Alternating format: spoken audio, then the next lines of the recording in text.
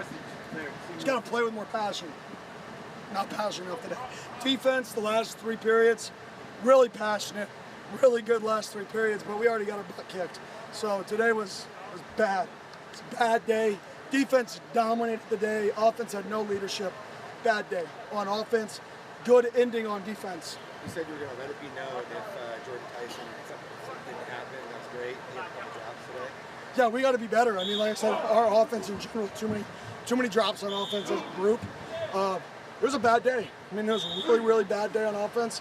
And it all stems from passion we play with. Is it okay to not make a play? And if you accept it, then you accept it. And that's who you're going to be. Don't be mad going 5-7. It's okay. Don't be mad going 6-6. Don't be mad going 3-9 because somebody has to go those records. There's going to be tons of teams who do it. Why not us?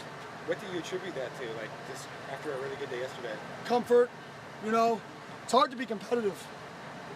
It's hard to be a competitive person every single day. It's hard to think every day matters. It really is.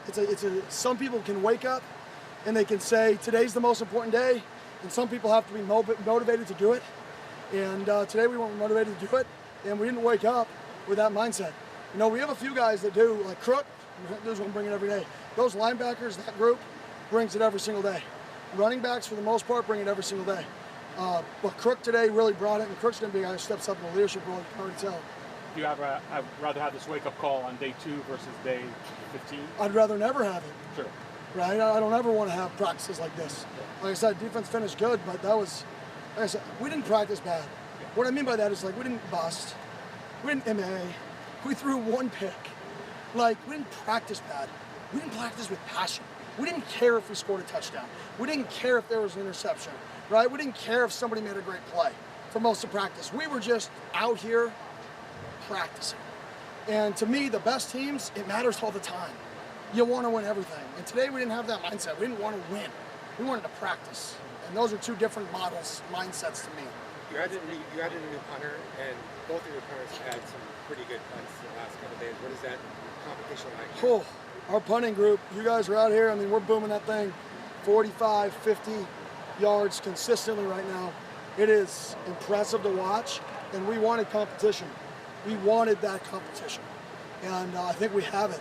And you know, we bring a guy who has an Aussie background, which is good, but he can also pro punt. And then Cannon we return, who's drastically better this year going into year 2. He's 10 pounds heavier in skeleton muscle mass, so it's a positive for us to have both those guys. So I think our special teams units and our specialists have a chance to be one of the best units in the country. What's the Aussie punt style? Well, you hold the ball longer. You know, in the college football, you can cover before the ball is punted. In the NFL, you can't cover before the ball is punted. So the college rules allow you to extend the punter to hold the ball longer, right, to get your coverage units down. So if you can Aussie punt and still get the distance on the punt, you'll probably get less returns, which allows obviously better net. But you have to have a guy who can Aussie and get the ball, you know, 43, 44 yards plus, so we can get down there and cover. Coach, sticking to the kicking game, how much better do you feel about the kicker situation this season compared to this time last year with Jesus and Cole? Yeah, you know, I love Kiefer. I mean, Kiefer was very, very consistent for us when he got his chance there at the end. He was really good. Even in the Peach Bowl, he had one block, but it wasn't his fault. He did a nice kick in the Peach Bowl, so I love him. And then Jesus, obviously, when you're an 80% field goal kicker in college football and you're not kicking in great weather environments, that should only be increased when you're playing the game in Arizona, in Phoenix, where dry, no humidity. So those should all be positives for him. Do you need days like Sorry. Hey Coach, it's nice to meet you. It's Aya Abdi for Devils in Tito. I'm just curious to know what is the mindset heading into the season, especially after the Sun Devils advanced to the college football. They were being like seconds away from advancing to the semifinals round. Play with passion, which we didn't do today. That's what I want to see us do. I said it in my intro interview, said I want to see a team that plays with passion and physicality. There's no pads on, you can't be physical. Doesn't mean you can't be passionate about the game. Passionate about failing, passionate about making good plays, like passionate. It should matter.